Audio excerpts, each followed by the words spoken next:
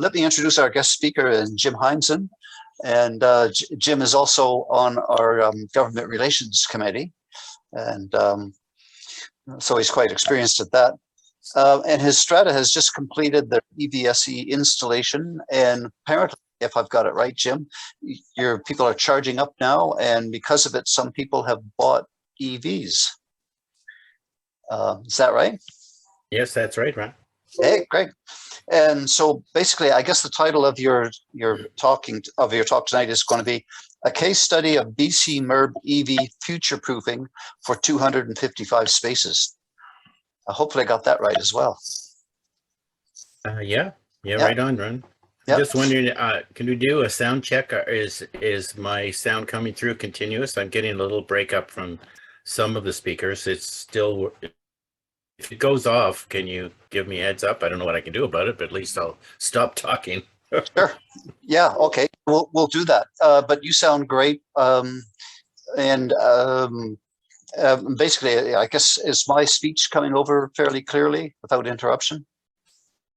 Yeah, to me, about 90%. There's some little interruptions. I'll just adjust my microphone. Robbie says yes, and you say interruptions. Okay, so maybe what I should do is shut up and stop talking. Oh, before we go, this meeting is being recorded. That's okay with you, Jim? Oh, yes, yeah. Yep. And anyone else? We do need to record it. So if you don't want to be recorded, just stop your video and mute your microphone. Okay. And what should we do about questions? Should we do the hands up and then wait to be asked, or Jim, would you like everyone to wait to the end, or what do you think the best system is? Yeah, I'm wondering if we could, whether or not Dawn could help out or something. We could wait till the end because it's there's a lot of material and some of the questions may later on in the presentation. So I would suggest the end. Yeah. Yeah, I definitely agree. So we'll wait till the end. And when we get to the end and we open it up for questions, we'll do the hands up. And so that is under, let's see, where is it? Is it under reactions? Yes, under reactions. Yep, you can raise your hand. And that puts you in queue so that each person, one after the other, will get answered. So the first person with the hand up will get the first question. Second person with their hand up will get the second question, and so on and so forth. And that shows up on my screen so that I can organize them in a nice sequence and make sure that everybody gets in. That works under participants, not under reactions. Reactions is just for giving a wave or a cheer or something, but use participants, then it builds the list. It puts them in order as they came up. Oh, okay. I think it depends on the version that you're on, folks, because for some people it is only under reactions. Yeah, under reactions, you get to raise hand at the bottom. Yeah. And hey, Bob, look at participants. Do you see raise hand in participants? Take a look, Jim, John and myself have raised our hands and it moved us up to the top corner there. Yeah, so okay. The first one was John and then I did, so that's your order there from that corner. I'm just going to now lower my hand and I'll probably drop off and then, yes. So basically you can raise and lower your hand from that control and that'll put you in a queue. Yep. And you can also, if you have thoughts, you can put it into the chat as we go along as well. So, and you can share that with everybody or directly with direct people as well. So. Great. So without further ado, let's get started. And Jim, I'm going to hand it over to you. So I got to go share screen. Is that what I got to do? Yes, please. And if there's sound, make sure you're sharing sound if you need any sound. Okay, so can you see the screen now, everyone? Yep. Okay, and the sound is coming through? Yes. Okay. All right, we'll get underway then. Yeah. Can you go full screen? Oh, there. Right. Perfect. Yeah, great. Are we good? Okay. So as Ron correctly indicated, this is the subject of tonight's presentation, and it's a case study, but this time I'm going to tell you where the MERB is. First time I didn't. And this is a follow-on to part one, which was last March, to the Viva group. And in that, just a summary of that, we had an owner's survey initially, and we had an EV ready plan just finished. And in the EV ready plan, we determined we had enough capacity for our complex, and that usually isn't a problem just about anywhere. We identified the owners, and the question was, how could we finance? We were really stuck on that. How could we finance this thing? And how could we get the 75% owner requirement by the Strat Act? Because we only had about 10 time and 245 or 250, 260 gas cars. Can you hear me all right? Am I still come through? Okay, all right. So we had a lot of questions at that point that we didn't have answers to. So this is the complex. It's called Trevino. It's in Saanich on the island. It's 5 buildings constructed over a period of 4 or 5 years. There's 245 suites, 25 required public rentals in perpetuity. So we have a public rental requirement in the facility. It's 403 parking stalls, 292 below grade. Our age demographic is higher than average, and I'm personally responsible for that. Of course, we're in Saanich we have probably the lowest BC average vehicle kilometers per year. I mean, BC is the lowest in Canada, and Vancouver Island's probably the. So we have a single parkade, and in the area in blue there, it's located under all the buildings and the roadways. So the internal roadways and all the structures, there's a parkade underneath, and the exception is that pond area and the center lower portion of the complex. And on the right-hand side, that's the outlet, or that's the map of the 392 parkade stalls that are underneath all the buildings. The plan was biased in May for a number of reasons. In terms of, we reduced the number of stalls that we were going to electrify, and we could do that. The developer decided not to do some of their stalls, and they were in addition to the number of suites, so that was fine. So we came down to 245 suite stalls, and 10 owners wanted a second outlet or a second space electrified. The final design is a 6-share on 40 amp circuits. And I get asked this question fairly frequently, like, why 6-share? Why not 4? So in determining our performance requirements in terms of being able to charge the vehicles overnight and charge them all one day, the 6-share met the Clean BC requirements in terms of, you go through a process of what's the annual kilometers and what kind of vehicles do you have and what climate zone are you in and what's the topography and what's the age demographics of the building. So 6-share fell within that envelope.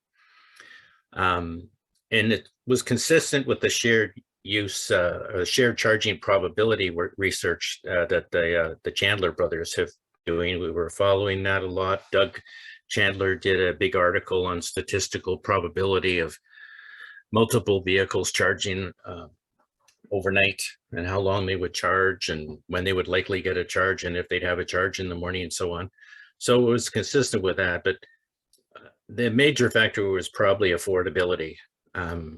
We determined at the early stages of looking at how we're going to finance thing that it was hard enough to finance it, but with a share ratio of 4-to-1 and the higher cost of doing 4-to-1, that made it out of reach. I just feel there's no chance of getting the vote if we went 4-to-1. So, and here's some actual data. So we've had chargers in service since April 27th. So we have had 239 charging sessions. The average kilowatt per session for BEVs on site has been 18 kilowatt hours, and the PHEVs has been 6.5 kilowatt hours. The session frequency in terms of BEVs, they've been charging on average every 4.2 days. So they're not plugging in every night. And of course, PHEVs are doing it much more frequently because they're trying to get off gas altogether, and they have small batteries, so they tend to charge. The average we found is 1.5 days.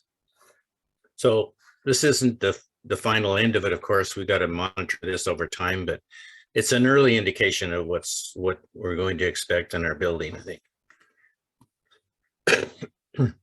The other thing that's interesting is that are these earlier than expected charge times? So this is a graph of when the people have been plugging in for their sessions, and we're all aware of the concern, and it may be all over and quite viable in that people, everybody come home at 6 o'clock and charge and start their charging. That's not what is far in our complex. It's hand charging throughout the day, and the peak was actually about 3 o'clock in the afternoon. So the features of our final EV ready plan are the performance requirements were met at a lower cost using the 6-share design. We met the 1 stall per suite, ensuring qualifying for the rebate. That was essential. Without the rebate, we couldn't have done this. And we also accommodated the 10 suite owners that wanted to have a second electrified stall, and they were accommodated at the average cost rather than the unit entitlement cost. There's some flexibility in the design for future additions. We covered that with an outlet connection fee in the bylaw. We told everybody up front, this is your chance to get a connection or a second. You may not get it in the future, so they were put on notice, but there is some flexibility left. And we did use some of the existing EV infrastructure that was originally installed in the building. There was a little bit of rough in for about 10 spaces. So I won't go into detail, but everyone likes to see the electrical room. This is the main electrical room. It's right under the transformer that's right above it. And I won't go into the detail here, but basically there's the main switch, the switchboard over to the EV feeders, over to the EV meters, and out to 3 transformers to service all the spaces. Am I still coming through? Okay, audio, okay. And this is the other side of the room.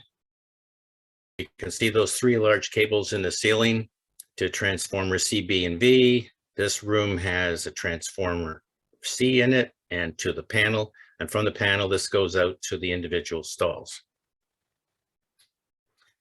And the distribution to the individual stalls, this is that map that was shown earlier, showing the 292 underground spaces. The blue stars are electrified stalls. The red stars are electrified stalls, but they can also have, they can also charge a vehicle in the adjacent stall because they own the one adjacent to the red star. So we had 255 outlet connections. After the project was approved and the special levy was made, we had somebody come along and say they wanted one. They just moved in. They wanted another one, I should say. They already had one, of course. So then we wound up with 256, and includes 10 owners with the 2 connections I mentioned previously. We had 40 owners with dual stalls adjacent to each other. Those are the red stars. And 20 owners with tandem stalls. The building, I don't know if this is usual or not, but we have tandem stalls. Here's an owner here. Can you see my cursor when you're on my screen? Okay, so here's an owner here with a tandem stall. They have 2 vehicles and they're one behind the other. We have another group over here and another group in a very unusual location over here. They're not against the wall, but they have tandem stalls as well. So this is the layout of the panels. We have the main electrical room, which was in the previous slide there. It's feeding 81 stalls through panel C, 42 from panel V, which is here. And then we have a major electrical installation about 100 meters away in the garage that's feeding 133 stalls, 3 panels. So the distances are significant. You know, this is about 300 feet to here, and it's another 150 feet over to here. So that resulted in some challenges. In terms of stall outlets and communications, we have and has outlet boxes within 6 meters of the stalls. And here's an example of an outlet box for parking stalls P39 and C16. Those are the stall numbers that are painted on the ground. We had a requirement in our contract that labels put on the outlet find the specific stalls for that box. A box can have 1 outlet or up to 4 outlets. And the other thing this picture has is the Wi-Fi antenna for EV communications. There's probably about 30 of those. So they aren't located in every stall, of course, but they're located within range of all the future EVSE locations. So the infrastructure from the main switch to the outlets are within 3 meters of the 6 stalls. That's a rebate requirement, and it's been reestablished at 3 meters. That's a good number. 6-to-1 share and 40 amps, private Wi-Fi system throughout the garage, accessible from all chargers. Was funded by a special levy to the 205 owners. And as I said previously, we have 10 owners that wanted the second outlet. Then network chargers from the outlets to the vehicle ports. So that whole piece, there's 40 amps capable of sharing, of course. The owner pays for the charger and the connection to their outlet. Now, as part of the infrastructure cost, of course, the outlet is there. The charger belongs to the strata. That's a little unusual. Submissions, nothing wrong with anything. It's what works for you. The network connection is via Wi-Fi. We have 23 owners now with chargers installed, and the owners are allowed to use the charger for a second via adjacent space, provided they own it and provided to the provisions of the bylaw. The bylaw is very specific about what they can and can't do with their charger relative to vehicles in adjacent spaces. So the cost of the we did a design build contract. There's several reasons we did that, some of them unique to the island, but it provided for singular accountability. We had one person to go to if there was any kind of an issue at all with anything. Price, and we had no change orders. So I could not envision a scenario that I could go back to the owners and say, oh, well, we forgot something, or we need another $10,000. That was just a non-starter.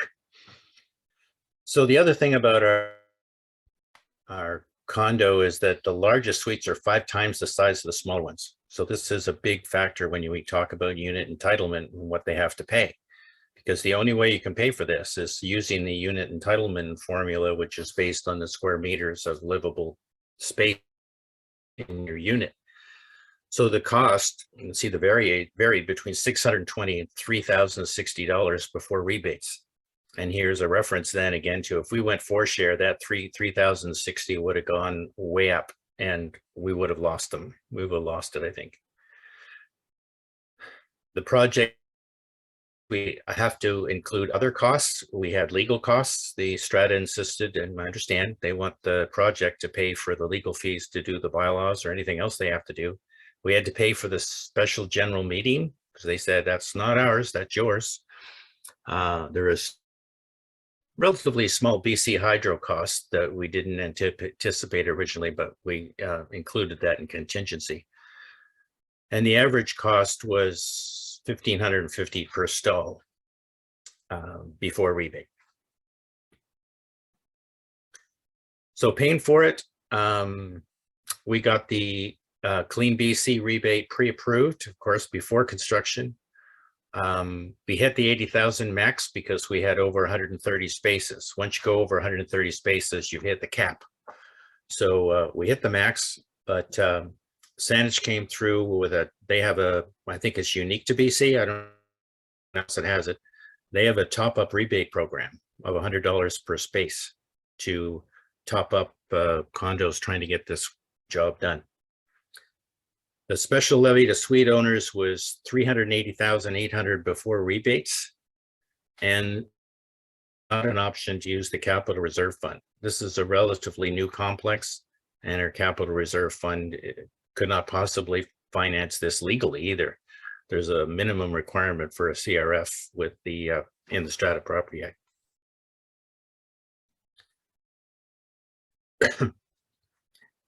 In terms of paying for the chargers, which is this really a separate from the infrastructure program, all the owners that wanted them paid the same amount, and they'll get the same rebate amount. So the installing the chargers, there are variables associated with it. Some of the spaces are simple to install and inexpensive. Some of them are much more complex and more expensive. So everybody paid the same. Everybody will get the same in rebate. As I said earlier, the Strata for the chargers, and the Strata purchases them and installs them, and this is covered in our bylaw 37. The cost of installation includes 2 years of network fees, and the networking, 2 years of networking is a requirement under the rebate program. And there are various different network scenarios you can get to meet that, but you have to prove that you're going to have them networked. The 23 owners that have signed up and got their chargers, we have 12 more owners on a waiting list. And in that waiting list, we have at least 5 EVs that are on order, including a deposit, so they're serious. The Strata gets the rebates. We haven't got ours yet. We're looking forward to getting in the next few weeks. It'll be reconciled with the total costs. We got a few costs that we still haven't, small things. And then the rebate balance has to be forwarded back to the owners in the unit entitlement formula. That's a very strict requirement of the Act as well. So the charger payment system, we have a payment system for electricity. Now, this was a requirement of our Strata. The Strata Council said right at the beginning of the project, we don't want anything to do with charger payments. We don't want any administrative costs. That's got to be handled by a third party. Set by the Strata, of course, to recover the electricity costs, and the fee structure for these units is now $1 an hour for 6.6 kilowatts. And we have a tiered billing system, which the EV owners like.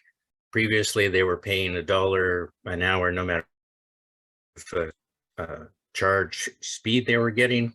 Now they're paying according to quotes, kilowatts. So the PHEV people that can only draw about 3.3 kilowatts are paying 50 cents an hour.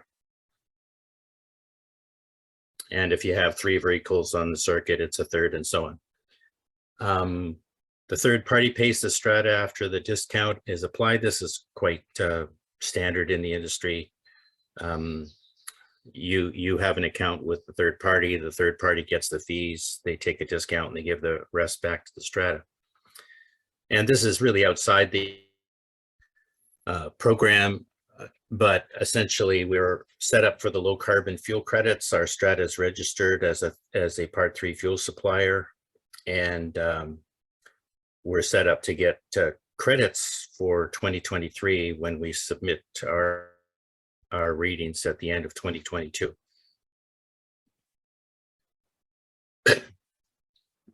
So the infrastructure incentive environment where we are is really good, because we get the BC program credits, but Sanity aggressive program for EV adoption. Their target is 36% EV ownership by 2030 as part of their sustainability plans. So in addition to that, Saanich has the most comprehensive EV infrastructure BC, and I'm going to say world because I don't know anyone in the world who has a more comprehensive bylaw structure for new construction. 100% of new residential spaces since August of 20. The bylaw includes EVSE and outlet requirements for commercial and industrial land uses. Saanich was the first to do that. They have the per stall top-up rebates. As I say, I'm not aware of anyone else who's offering that. And the rebate, this was really a nice surprise. The rebate's fully integrated with the Clean BC program. So when you go online to do the application for the BC rebate, you do a couple of clicks and you're automatically registered for the Saanich rebate. So it was one-stop shopping.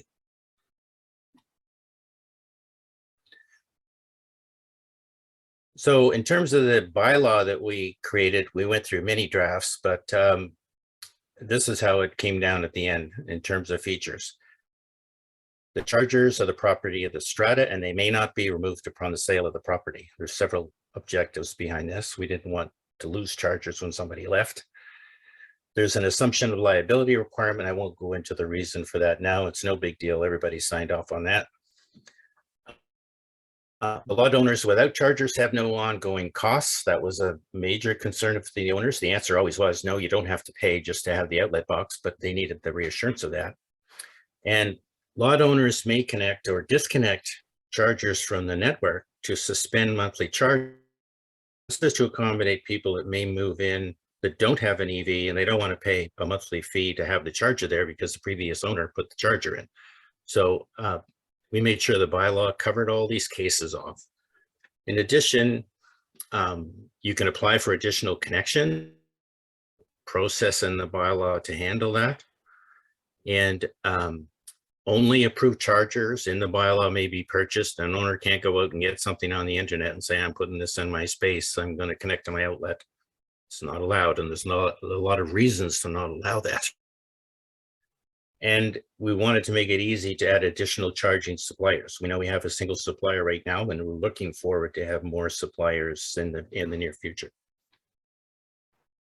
Just going to do a little call. Stand by. Okay, am I still coming through all right, Commander? Okay. Approval challenges. Well, we were doing this in the middle of COVID, so we couldn't have any meetings. So that was challenging and very difficult. We had to address the 5-to-1 difference in suite sizes between $620 and $3,000 a suite. And at the strata, just prior to us proposing the project, they had a major fee increase, like it was 30%. So the owners were anxious, I think.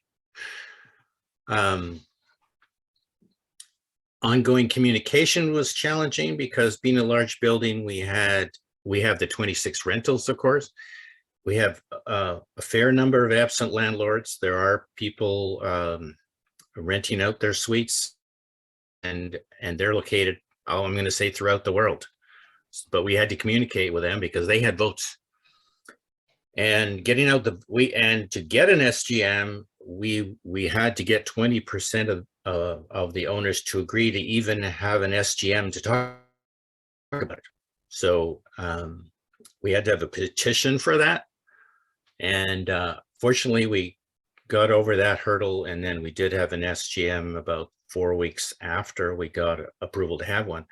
This was mitigated a lot by DocuSign. So DocuSign saved our bacon on this one, because we were able to get votes from people in Toronto and Calgary, Florida, Hong Kong. We were able to get their votes to not only have an SGM, but also have the infrastructure. Without that, I think we would. The case we made to the strata owners was increase property value. That was a big draw, and maintain competitiveness of their property. They mostly accepted the notion that if they didn't have the infrastructure, years from now, buyers would have that number one on their list, and they'd simply take a pass on buying their condo. Also get rebates while they're available. We all know they're not going to be around forever. The rebate level is not sustainable. And get the work done before the price increases become even higher. Copper, conduit, labor, and that has come to pass. The material prices are much higher now than they were when it's work. So the September SGM, we got a 9% approval vote. The vote was 126-4, so we met the criteria of a quorum. 13 against with 32 abstentions. So Construction challenges. Well, one was the logistics of relocating about 270 vehicles over a period of, it took about 5 months to install it. Some are hard to reach, and I've got a picture on the right. We've got stored vehicles, their batteries are disconnected. Sometimes the owners are hard to get, and when you're installing infrastructure, that vehicle's got to be out of there.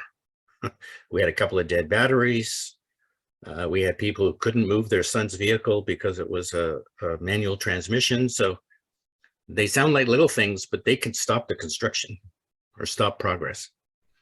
The good news is that we never had a day that we had to, and we never had to tow a vehicle. We got close, but but at the end of the day, we didn't have to tow it. In our building, we had a lot of variables to deal with. We have sloped floors. It's on the left there. You can see how the floor is down.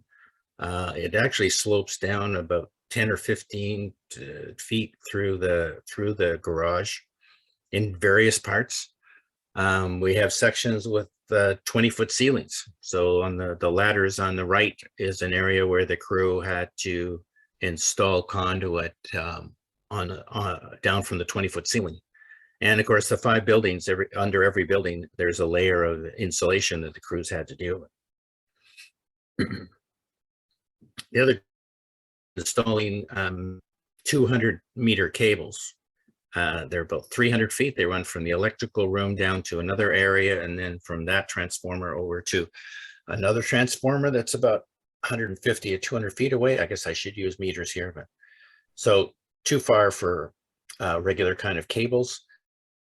To do this, we had to have 14 vehicles out on that evening, and they all had to be out. One vehicle would have stopped this work.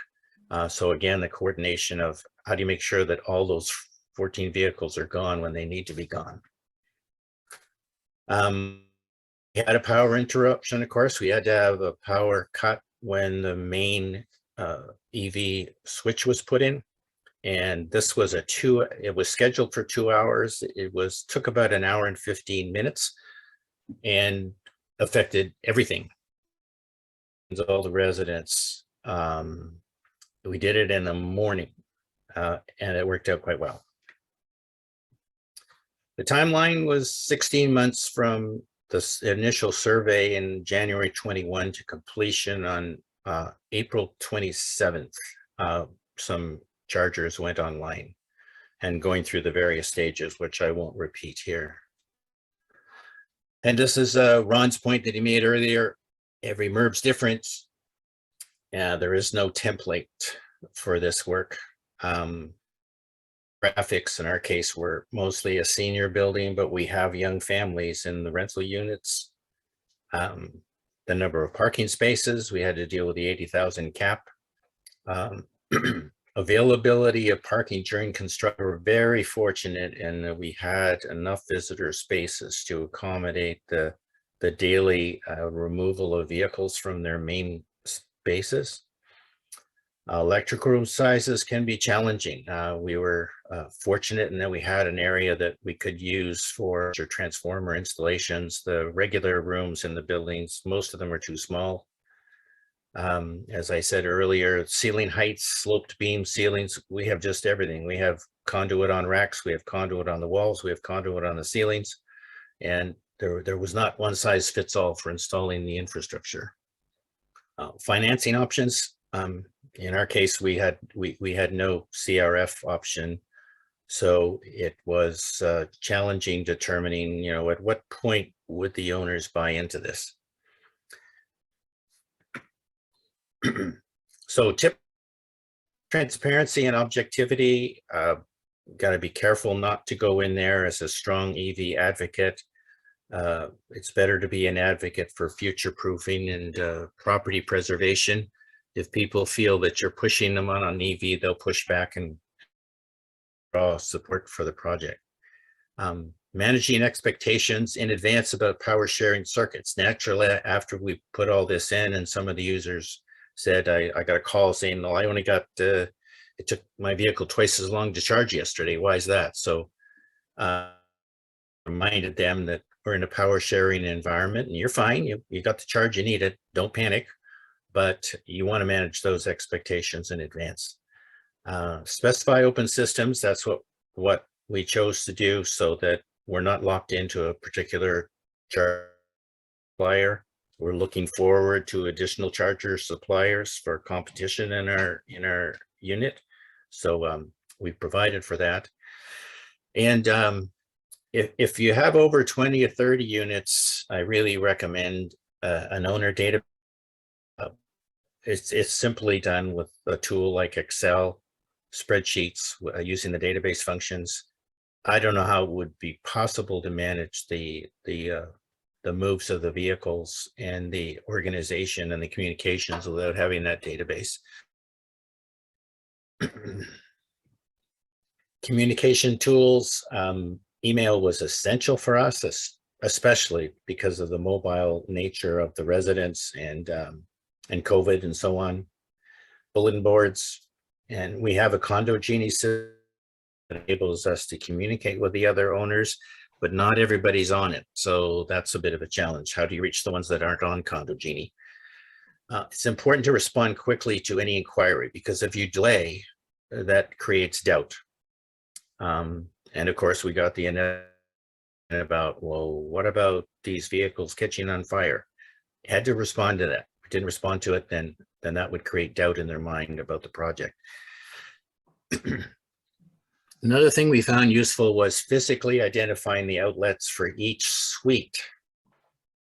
And you'll notice on the slide way back at the beginning there that the outlet had the label of the parking lot on it. That shows them what they're paying for and shows them what they paid for. At the very end, we had a couple outlets to go. We sent out emails saying, it's coming. The label's not in yet, or the outlet box isn't in. It's a sort of a leftover at the end. We didn't get to it. And some of them even called and said, well, where's my outlet that I paid for? And, you know, turns out it was a stall or two away, but, oh, okay. So that I got some positive indications that that's a good idea. Documenting the standard mounting locations and dimensions, we came up with a manual and a guide for where the chargers should be located and where they should be located within the space, and also dimensionally, how far off the floor, and plan ahead for future EVSE locations, because certainly in our case, we had all kinds of situations to deal with. We have walls, we have columns, we have spaces that have no walls or columns, fencing. So we endeavor to plan ahead for those so that we don't get a situation that we put an EVSE and the stall holder next to it doesn't have a good EVSE location when they decide. So some key questions. These are somewhat subjective. They occur. Will the project result in higher EV ownership? That's certainly something Sanish wants to know. And I'm certainly sure that other parties would want to know that as well. So these are a couple of things that we got back from our residents, you know, as a result of the process itself. The process exposed them to EVs and EV issues and advantages. One fella buttonholed me, he said, I've just ordered an EV. I wasn't going to, but I learned so much from this project that I'm going to get one. Another one said that we had 3 people saying that. And well, sorry, 2 saying that they're going to get an EV, and then another one came by and said that they appreciated that they now have the option of getting an EV the next time. They didn't make the commitment yet. So the other thing we did was we've done a follow-up survey. So we did a before doing the project survey and an after doing the project survey. So we asked 4 or 5 basic questions and repeated them so we could do a before and after. So this is a slide showing the before and after about familiarity with EVs. Are they not familiar? Do they know a little? Have they heard about them and know quite a bit? Or do they know a lot about them? And the orange color, if you will, is after the project, and the blue color is before. So And this is the question, why the change? There's a 50% roughly reduction in the ones that aren't familiar with it. It's gone from 18 to 10%, it's probably 40.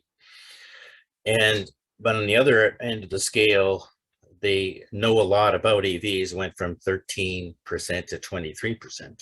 So is this because of the project? Is this because of exposure in the last year? Is this because of more interest because of gas pricing? We don't know, but this is the after survey. We have 111 responses, which is about 40%, I guess. The survey closes on Sunday, but we think we have enough results to pretty well expect where it's going to wind up with numbers like this. And lastly, I put this out to the members. Are there future presentation topics that would be of interest? We have information and network billing and reporting systems that I certainly couldn't cover today, but just some interesting things you get out of that. And I want to say something about that for sure. And that is, you don't really have to worry about that. Like, it's all automatic, it's all done. The only reason I mention it is that it's of interest to me in terms of understanding at a at a policy level, what's going on with charging. When are people plugging in? How long are they plugging in for? That sort of thing. But if you have a condo equipped with all this stuff, it's basically install it. It wouldn't have to do anything. Install it and forget it. Runs fine. But we've got more details of the logistics, installation, just logistics, I should say. How to use information, what kind of information to get owners going into the project so that you can communicate with them effectively and identify the people that need information. Coordinating the vacancies during construction. We learned a lot on that from day 1 to day 45 or 52 or wherever we wound up. The physical stall location scenarios, Trevino has a guide for that, where to put the EVSEs and the stalls, and the mounting dimensions, how to locate them in the stall, how far are they off the floor, why are they off the floor, and we meet electrical requirements. So we have a guide for that now, and we have the sample bylaw and liability agreements. I sent the sample bylaw to Ron, and I think Ron's put it on the website or arranging to do that. And that is the end of the presentation. Thank you very much for your attention and interest.